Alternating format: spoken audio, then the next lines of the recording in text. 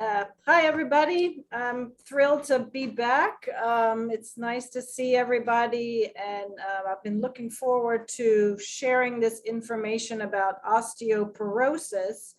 And as I was doing the research on it, it's so linked to our other hot topic of fall prevention that these two topics really go together hand in hand. So I think this is a really nice addition to all the stuff we've been doing as far as fall prevention.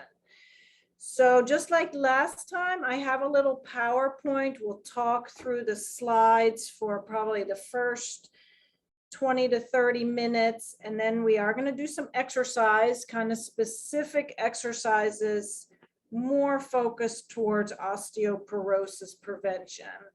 And then we'll have time at the end for questions. So let me try to share my screen here to get the PowerPoint up. Let's see. And right now, I think it's not yet in the slideshow mode, correct? I can see it. It looks good, but it's not in slideshow. Yes, you have to click start slideshow up there on the top left. All right, let me try to do that. Let's see.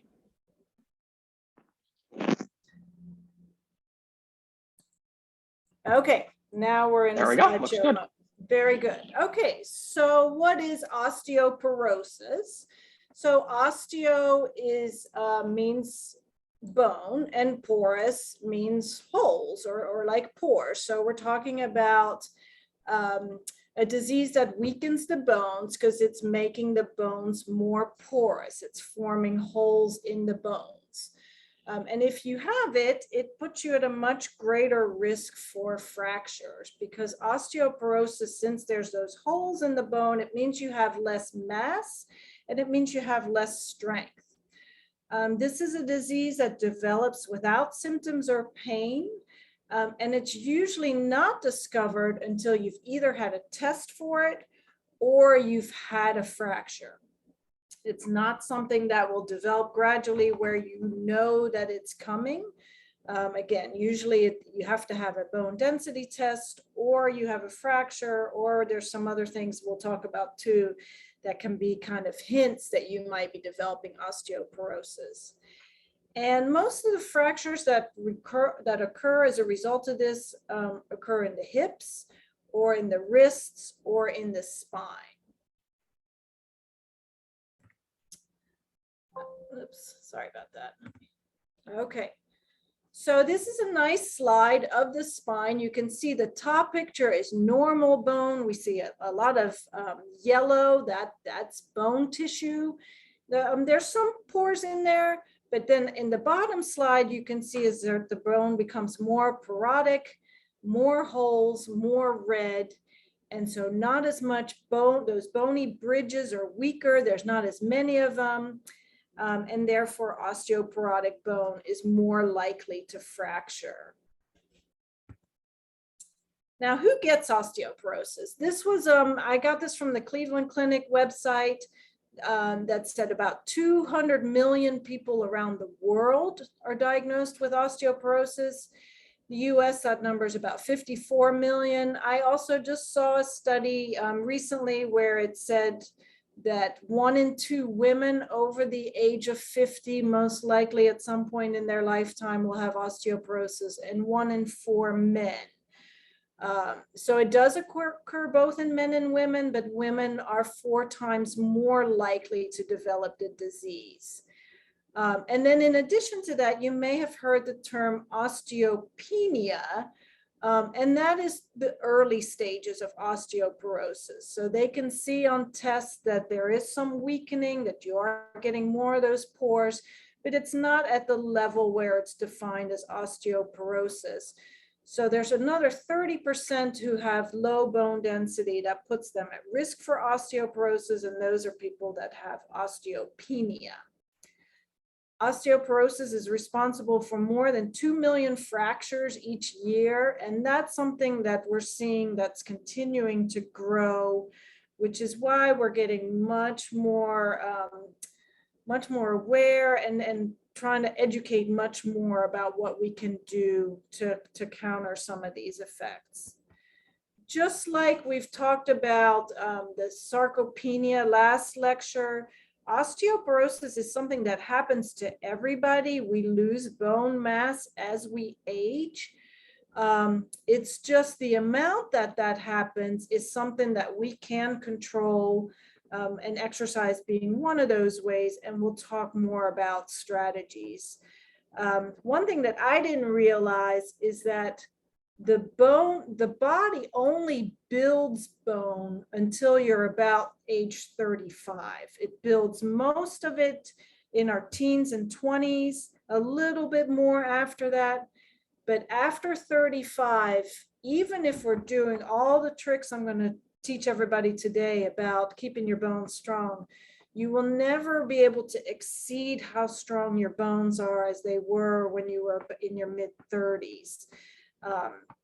And so that's good to know. It's also something that we now are becoming more aware of with the younger generation that may not be as active as our generation. So we want to make sure that kids are getting out there playing and building strong bones now so that they don't have problems down the road. So how is it diagnosed? Everybody has probably heard of a bone density test. And that is done through a technique called a DEXA scan, which is a little amount of X-ray that's used to determine how solid the bones are. Typically, again, the spine, the hips, or the wrist. They're recommending that anyone over the age of 65, female over the age of 65, have a DEXA scan, and men over the age of 70. And there may be some indications where that might be ordered when you're younger. And some of those things, if the doctor is noticing that you've lost more than 1.5 inches in height, they might be worried that you're getting some fractures in the spine. And so even if you're younger than 60 or you're over 60 and you haven't had a DEXA scan, they're probably going to order that. Anyone that's had fractures, and especially those fractures that they discover in the spine where somebody says, well, I haven't fallen, I haven't done anything. If they discover that there's a fracture there, then they are going to be worried about osteoporosis. Certain medications, people that have been on steroids like prednisone for other diseases for a long time, they may have had greater bone loss as a result of that. So some of those medications may require you to have that test even if you're younger. Or people that have had significant changes in hormones. That happens to all of us as we age, women through menopause, but certain cancers may affect that as well, or chemotherapy treatments. So again, that might be an indication why people would get these scans if they're younger. And then the benefit of having one is it will identify decreases in bone density before you actually have a fracture. And it'll give you kind of an indication of your risk. And then that way you have some options of how to treat that. And a lot of times they will then repeat those tests every couple of years to monitor if there's any progression. So when you have a bone density test or a DEXA scan, you will get what's called a T-score. And the T-score means it's the difference between what's expected. Again, we all lose bone as we age, and what they're seeing on the X-ray. So if your number is a -1 or higher, like a positive number, then your bone density is considered normal. Between a -1 and a -2.5, you'd fall in that category of osteopenia. So your bone density is below normal, not quite to the level of osteoporosis, but definitely something where they wouldn't want that to progress to osteoporosis. And then -2.5 is sort of the magic number that's used to get a true diagnosis of osteoporosis. Again, the areas where they're looking are the most common fracture areas, and that's the spine, the hips, and then the wrist and fingers. This image also shows the heel, but really most of the literature talks about the spine, the hips, and the wrist and fingers are the most common places where we would see osteoporosis. And then this slide, you can see this is the spine, and the vertebral bodies, like the one at the top and the one at the bottom, they look like a nice rectangle in shape, and that's kind of what they should look like. And then if people do get osteoporotic fractures, you can see where those arrows are pointing, that it's the front of the bone that kind of collapses. And then what happens is, instead of a nice rectangle, your spine, your vertebral body actually turns into more of a wedge. And you can see if that were to happen at several segments, instead of having rectangles stacked on top of each other, now you have wedges. And that's what leads to that forward curvature of the spine. And that's why when the doctor sees that you have a significant curvature, their radar is going to go up and go, boy, I'm wondering if there's fractures sitting there. And sometimes these can be really painful, and sometimes people can have these and not even be aware that they've had fractures. And again, these are fractures that can occur from, you know, everyday activities like picking up something heavy, sitting down maybe a little bit hard, like you didn't quite lower yourself to the chair. It doesn't take much force if those bones are osteoporotic for you to get those fractures. All right, so then how's it treated? If it is diagnosed, treatment usually consists of a variety of things, with exercise being one of them, and that's the thing that I'm going to cover the most. Vitamin and mineral supplements are probably also going to be recommended. And then there are medications as well. And exercise and supplementation are often suggested to help prevent osteoporosis. Weight bearing, resistance, and balance exercises, we're all going to go into that. Once people have osteoporosis and we're doing the exercises, we're taking the supplements, some studies have shown that people can actually improve their T-scores. They can get better. But if we can keep it from getting worse, that's a success in itself. Because again, this is something that naturally progresses as we age. We would expect it to get a little bit worse. So if through our interventions, we're able to keep those numbers relatively the same, then that's a success as well. The study I just recently heard, the people that were actually building, where their T-scores were improving, tended to be younger women. All right, so again, I'm not a nutritionist. I don't want to go into a lot about diet. I do want to touch on calcium a little bit. Calcium is one of those minerals that's key for having healthy bones. And the reason I, as a therapist, want to mention calcium is when we exercise, our muscles need calcium for the muscles to contract. And so let's say I have osteopenia and now I'm going to be super fit. I'm going to do all my exercises, but I'm not getting enough calcium in my diet. Well, all those exercises I'm doing, they're going to pull calcium from my bones if I don't have enough in my diet. So even though I'm doing great with my exercises, I could be hurting my bones because that's where the body is getting the calcium from. So we want to prevent that, and we want to make sure that we're getting enough calcium. Ideally, we want to get that from food and drink, from our diet.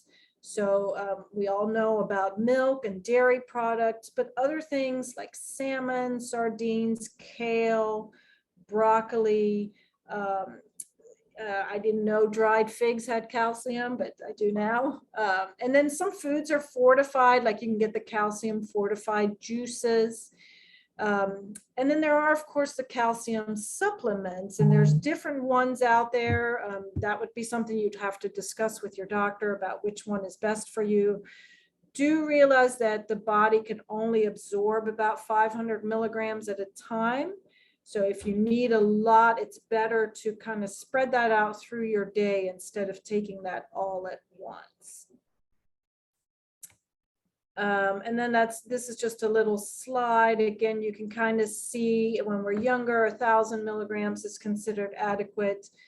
And then as we age, women starting at age 50, we need a little bit more, because as we go through menopause, we lose a lot of calcium. And then men over the age of 70, we need a little bit more. And then vitamin D is the other one that's often mentioned when we're talking about fracture prevention and osteoporosis. And vitamin D is important because it enables the body to absorb the calcium. So you could have tons of calcium, but if you're vitamin D deficient, your body can't absorb it like it should. So you see on the slide, again, as we get older, we need a little bit more. Sunlight is one of the ways that helps us get vitamin D. Fortified milk, some of the other fortified foods is another. All right, so if you have been diagnosed, medication and supplements is something that I'm sure your physician will be discussing with you. And again, it depends on where that T-score is, how strongly they're going to encourage you to take medication. The nice thing about knowing about exercise that I'm going to talk about, that if you're on the lower end and you say, you know what, I really don't want to take medication, I want to do this through diet and exercise, and they may want you to see a physical therapist at that point, and we would be happy to see you here at the clinic. Then you may be able to avoid actually needing the medication.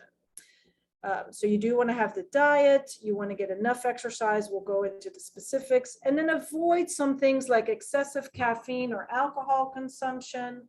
Smoking is another one that would restrict or limit the benefit of the other things. And then the last thing on this slide is improve home safety and prevent falls. Because what we're learning now about osteoporosis is that, especially in the wrists, if you have brittle bones or osteoporotic bones in your wrists are not going to fracture by themselves, and they're not likely to fracture from picking up your purse or picking up, a heavier item. They're going to fracture if you have a fall. The fractures in the hip, we used to think that an osteoporotic hip could just fracture on its own and that would cause the fall. That research is now being debated, and we're not sure. More than likely, people have osteoporosis, they fall because of something else, and then the bone breaks because the bone's not strong. So having osteoporosis just makes that whole fall prevention more important. And we'll talk about that as we exercise. So the types of exercise, when we're talking specifically about osteoporosis, is we want to make sure that we have some weight-bearing exercise. So that means things where we are on our feet, like walking, climbing stairs, if you're still active and playing tennis or dancing, those things are also very good examples of weight-bearing exercise. That is just one type of exercise. We also want to do exercises that strengthen our muscles. So sometimes I get clients in here that say, I love to go to the pool, I love to swim, and that's my exercise. So that is still good. You are going to keep your muscles strong. Muscles do pull on the bones when we're using them, so you might get a little bit of bone building as well. But my recommendation would be do the pool in addition to doing some weight-bearing exercises. And then the balance exercises, this particular slide mentions Tai Chi, yoga. We're going to talk about some things to avoid with yoga, but any of the things that we've been doing in our previous classes really fall in that category. And same with flexibility exercises, as we've talked about in prior classes. The more flexible you are, the more likely you are able to prevent a fall if you have a loss of balance. Okay, so here are some things to avoid when it comes to exercise.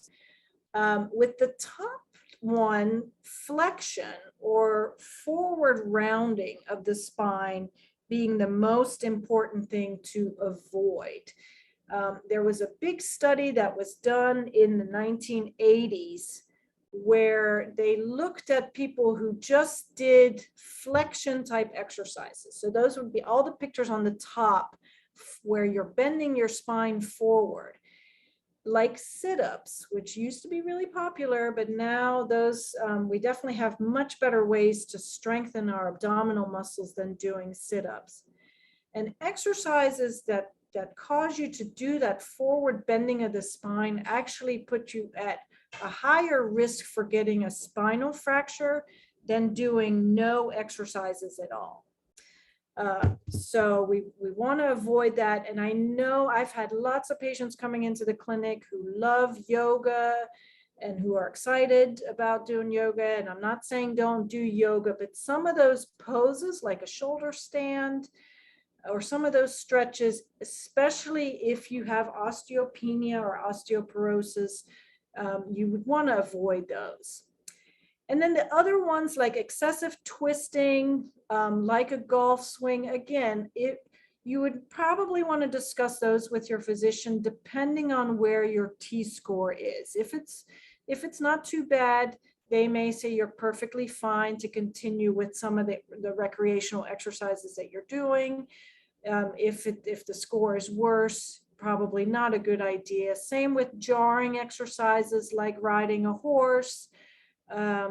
You know, or even if your score was pretty big, maybe things like aerobics, where you're doing a lot of jarring, might not be the best thing. Okay, so I'm going to grab a drink of water here, and then I'm going to stop my screen share, and then we're going to go through some exercise.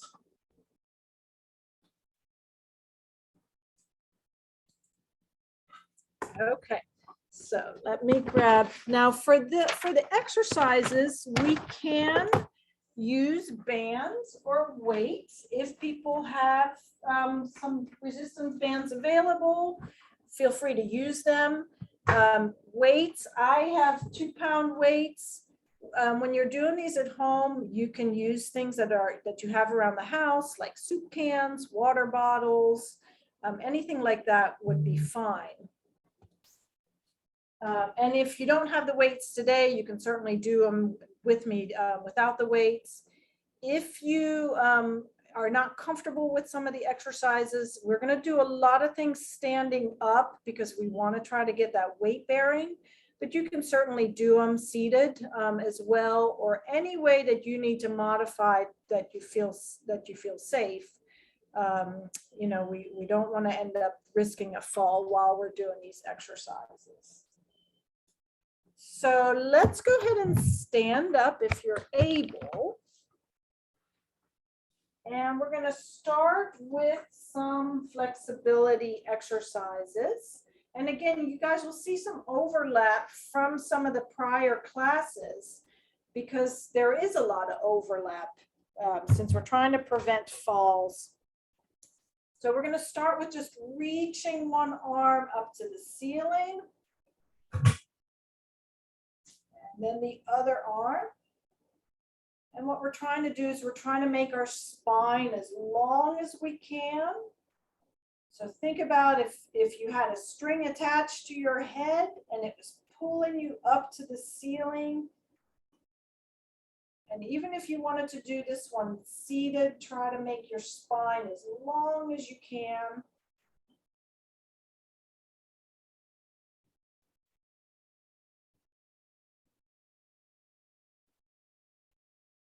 Good. And if you have a painful shoulder and you want to just do one side, that's fine.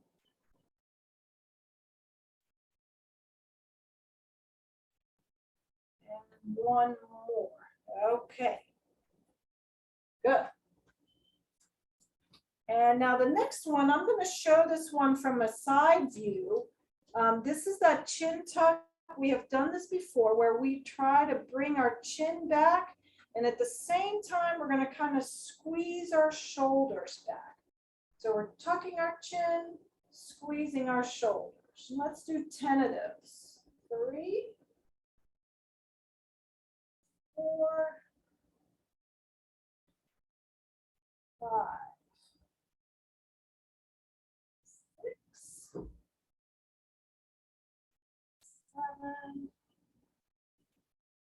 8. Really squeeze those shoulders together. 9 and 10. And keep going while I'm talking about this one. So when we're tucking the chin, we want to bring your ear back over your shoulder. And you can even sometime test this where you put yourself against a wall. And if your feet are against the wall and your buttocks are against the wall, see if when you tuck your chin, if you can bring your head back towards the wall. A lot of times as we age, we lose that ability for our head to touch the back of the wall. That's not too much of a problem unless that's more than about 2.5 inches. If our head's sitting forward, it means that our spine is starting to curve, which could be an indication of osteoporosis. Now let's bring our arms out. So we're going to keep our elbows at the side. And we're just rotating our arms out. Again, we can squeeze our shoulders. Try to do this standing up so that we're getting the benefit of putting that weight through our legs. Good. 5, 6, 7, 8, 9, and 10. Good. All right, now we're going to do our little kind of aerobic warm-up part. Let me set my timer for this. And we're going to do a couple different types of marches. And if you can keep up with it, great. If you're like, I can't do those coordinated movements like she can, just march in place. That's totally fine. I'm just moving my computer here a minute to get a better view for everybody. Okay, so let's start with just marching in place for 1 minute. And so this is our weight-bearing exercise. There are lots of YouTube videos out there that are half-hour long, marching kind of weight-bearing things that you can do at home in your room. And if you want to use your weights while you're pumping your arms, you can for these. And if you want to just seated, do a little march, just to still get the benefit of getting some cardio, that's totally fine.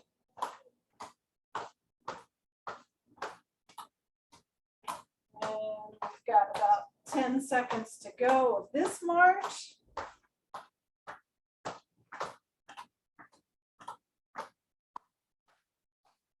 Okay, now we're going to step to the side and bring our arms back. And again, if you don't feel that you can get into this coordination groove, just keep marching. You're still getting your weight bearing.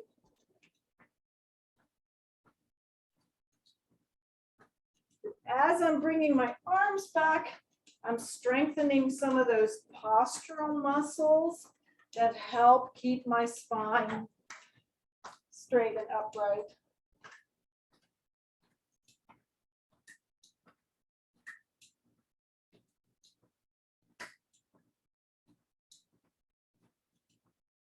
this warm-up is going to be a little longer than we've done in other classes because, again, we're really trying to promote that weight bearing on our legs. So if you need to take a break, feel free. Okay, now the next one, we're going to take a step backwards and press our arms forward. So step back and press our arms forward. Good. And if you want to try to go a little faster, we can, or whatever pace you're comfortable at.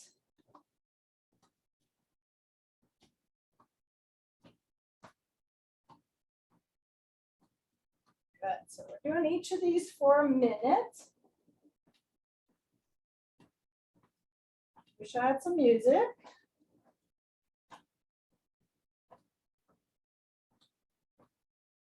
Wonderful. 5 more seconds. Perfect. Now we're going to do the reverse. We're going to take a step forward.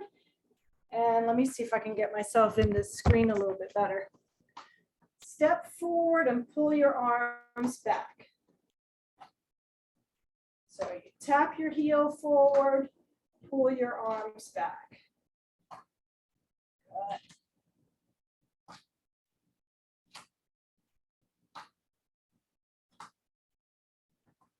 Good. I can feel the muscles in my upper back, the muscles between my shoulder blades.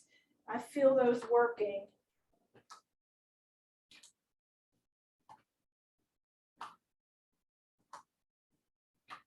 Good. Faster if you want. Get a little rhythm going.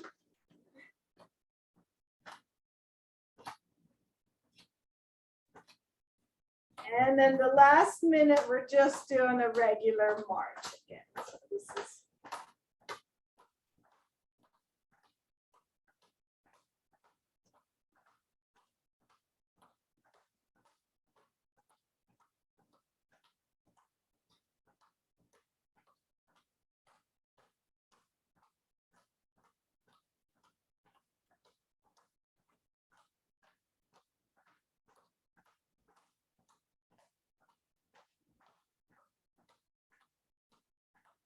good. Got about 25 seconds to go.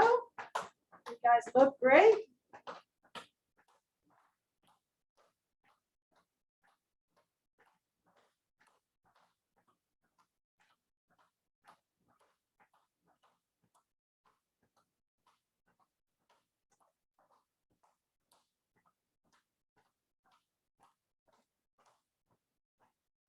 Okay, good. Everybody rest a second, get a drink of water. Now, I know the DC residents, people are walkers. Most of us get around on foot. So that is really great because we're getting our weight bearing exercises.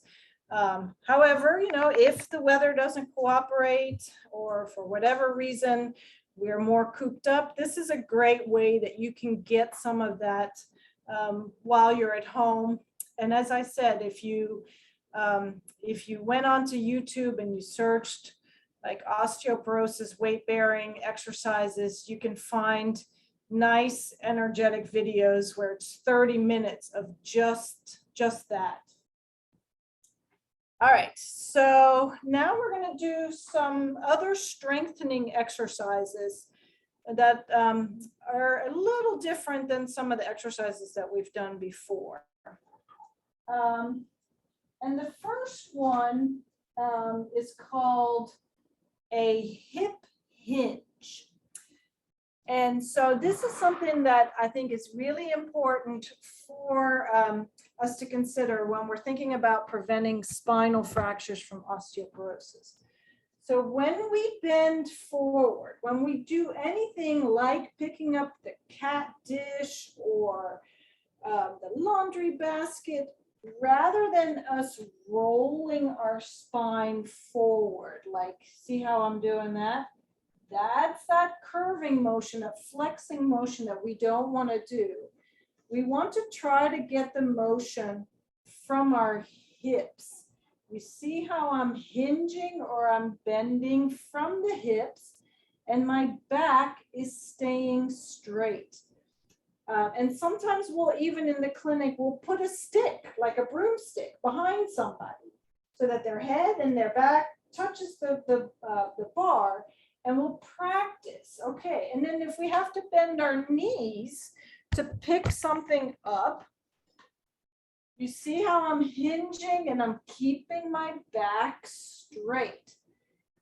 If our abdominal muscles are not strong enough to do that, that would definitely be an indication that you would want your doctor to ask for a referral for some therapy. But I want everybody to just practice a couple of hinges.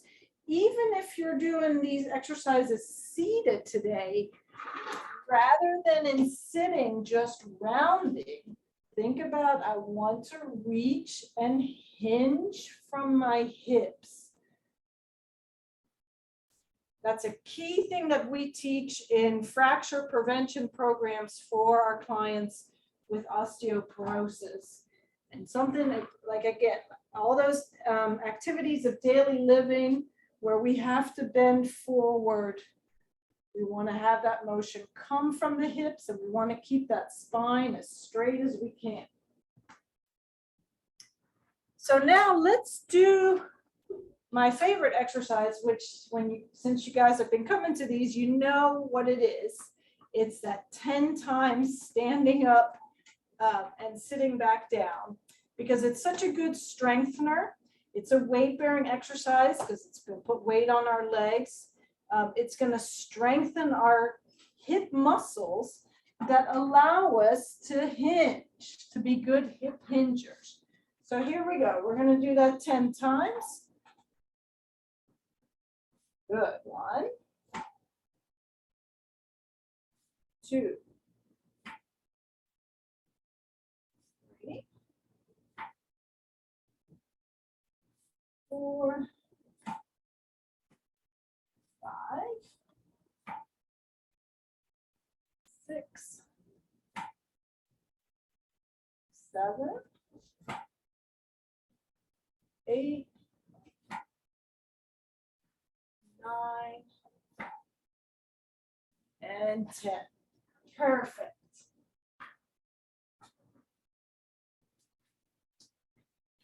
So the common theme that you'll hear with all these exercises is that we're trying to strengthen the muscles on the back that keep our spine straight and upright. That is the key to preventing the vertebral fractures from osteoporosis. And then some of the other exercises are, again, more like the fall prevention exercises, because as I mentioned, the wrist fractures are happening because people fall. So if we can prevent the fall, we prevent the wrist fracture. So if you have a band, I want you to use your band for this one, or you can certainly use your weights. I'll show it to you with a band at first, and you're going to step on the band. And again, I'd prefer people to do this standing if they can, but if you can't, you can certainly do it sitting. And let me get myself in the screen a little bit better. You're going to lean forward a little bit, and we're calling these flies because we are bringing our arms out like we're a bird getting ready to take off. 2, 3, 4. You notice my hinged hips. 5, 6, 7, 8, 9, and 10. Good. And I'm going to show the next set seated for those of you who are not quite comfortable doing this in standing. And I'll use my weights. 1, 2, 3, 4,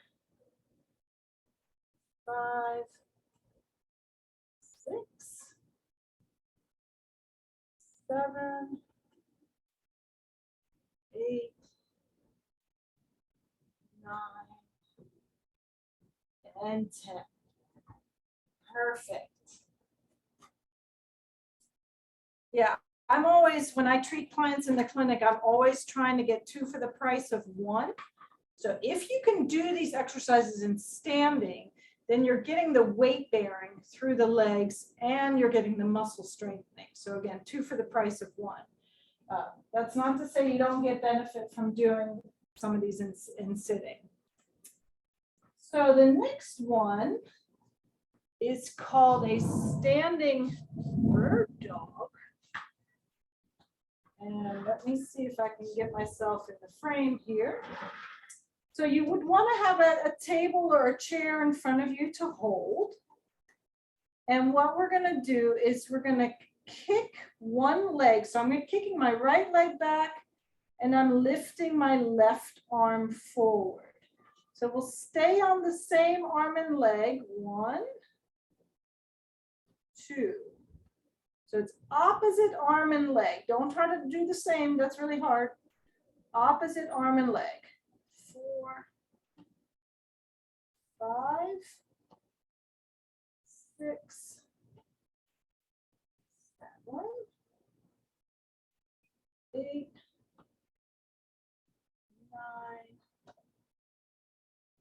9, and 10. Good. And let's do the other side. 1, 2, 3, 4, 5, 6. Think about holding your stomach in when you're doing this. 7, 8, 9, and 10. Really nice exercise that works the arm and leg muscles at the same time. And when we do those motions where we're lifting opposite arm and leg, all these back muscles that we call our extensor chain, the muscles that hold us up, are getting a really nice workout. And again, it's a 2 for the price of 1 because it's arms and legs together. All right. We have time for a couple more. So let's do our high march. And we have done this in the fall prevention class. So we are holding on to a table or chair if we need to. And you see how high my knees are coming up. And nice and slow. And if you feel like I can do this without holding, that's fine. Or if you need to hold with 2 hands, like if you're using a walker, that's fine. 4. All the while keeping our nice upright posture, keeping your shoulders back. So this is a balance exercise. This will help us with balance. But as I'm lifting my one leg up, all my weight is having to go through the other leg. So it's a nice bone building weight bearing exercise at the same time.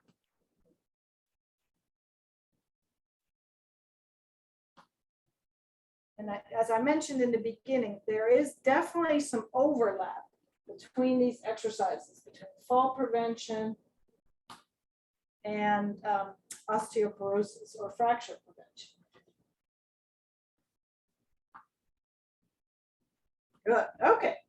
We'll stop there on that one. And we'll do one more arm one. And again, I'm going to step on my band. And I'm going to keep my nice straight back for all of these. Even think about keeping my chin tucked back. And I am just doing a curl. But our upright posture is critical here. 6, 7, 8.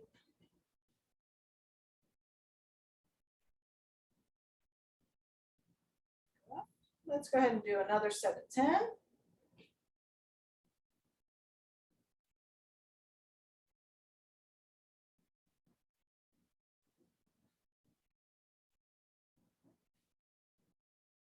6,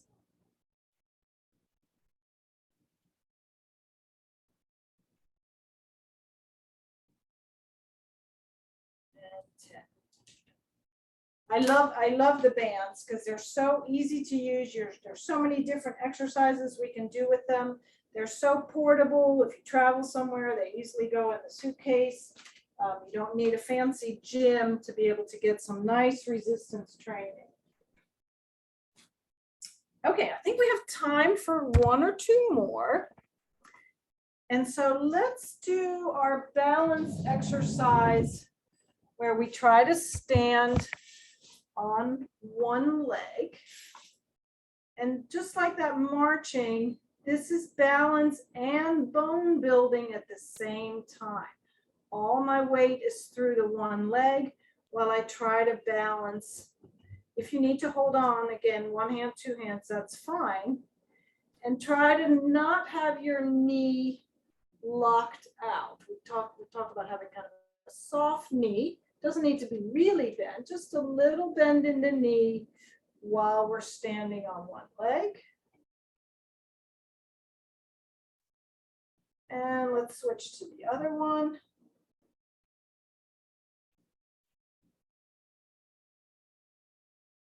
Nice soft knee.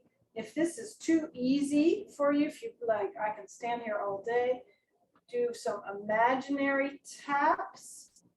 So if you were on a clock, you would tap to the top of the clock at 12 o'clock, out to the side at like 9 o'clock, or back to 6 o'clock. But again, just standing, nice upright posture, balancing on one leg, lots of weight bearing through the leg that you're standing on. Switch again to the other side. And either just stand or tap.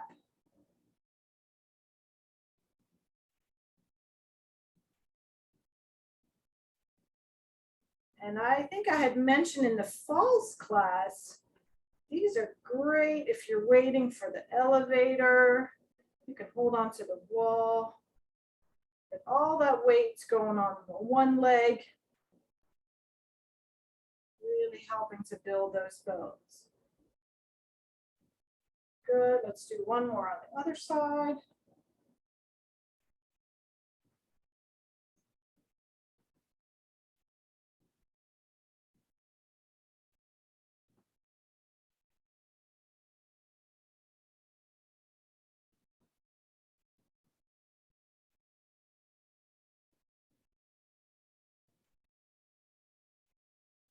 And one more. Switch of the legs.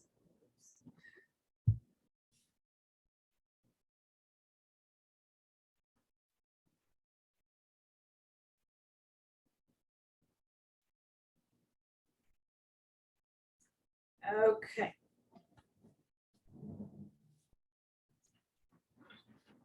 I want to leave some time for questions, but kind of in summary. So we want to do exercises that keep our posture up. So anything that works those muscles between our shoulder blades, anything that works those long muscles in the back. Remember to do that hip hinging to not curve the spine forward. Avoid things that do that, like some of those yoga poses or sit-ups. Avoid sit-ups. And there are, so today I showed a lot of exercises in standing.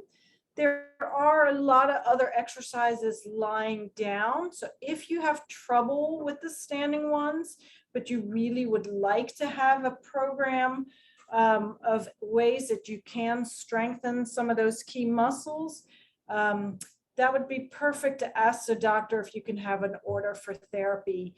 And we would love to see you here, or a therapy place of your preference. We would be able to help with additional exercises that would be more individualized than what I can offer in a group class like this. All right, so let's open it up for questions.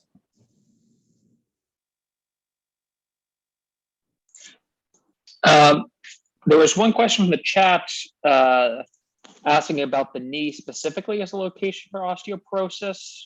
Is that a major site to find it? The knee is not a major site, and it's not one of the sites that they're typically testing. That doesn't mean that you can't have weak bones in other parts, but the main parts where we're concerned about fractures are the spine, the hips, and the wrists. I saw there was a question from Mandy first, and then Deborah there. Deborah. Hi, thank you so much for your great presentation. You mentioned 1,200 milligrams of calcium. How much, I have a few questions. How much do you take for vitamin D per day? Do you recommend? I think I had that in the slide. Let me look real quick if I can find that for you. And these are just USDA recommendations. Again, your own doctor may want you to take more. I've certainly seen patients in the clinic that are on much higher doses. But it's 800 international units is the daily amount for vitamin D. That's just kind of the general population recommendation. So I don't want you to think, oh, well, I went to this class and she said that's all I need. That would be really something to ask your physician based on your lab work, whether or not that's sufficient or if you need more. Okay, and then you mentioned only 500 milligrams of calcium could be absorbed at one time. And I have the habit of taking my calcium tablet with a cup of yogurt. Should I split that apart? I think that would be better to split those apart, just to make sure you're getting the maximum benefit. Okay, and then last question, what color bands do you recommend? That's an excellent question. So the bands come in different colors. The lighter colors have less tension. So a yellow or orange band, those are on the lower tension. So it depends on your comfort level, your strength. The darker colors, like the darker blues, or we have a grape color in the clinic, or definitely black. Those are much more tension on those. And then like the red and the green are kind of in the middle. So you'd have to see if you remember from other lectures, you want the exercise to be kind of hard. So you should be able to do 8 to 12 repetitions. If your band was such a color that you could do 30, 40 repetitions and it didn't feel too hard, you need to go up to a higher resistance. So if someone has very bad osteoporosis, using the band won't cause a spine fracture? Not if your form is correct. Okay, thank you. Okay, I think Deborah had a question as well. Hi, I have a couple. One was, how much caffeine is too much? I don't think I'm the best one to answer that one. Yeah, I just found that when I was doing the research, that excessive caffeine and alcohol were problems, but I can't really give you a specific. Well, my second thing is that I have very, very bad osteoporosis, and I was taking calcium supplements, and I got plaque in an artery.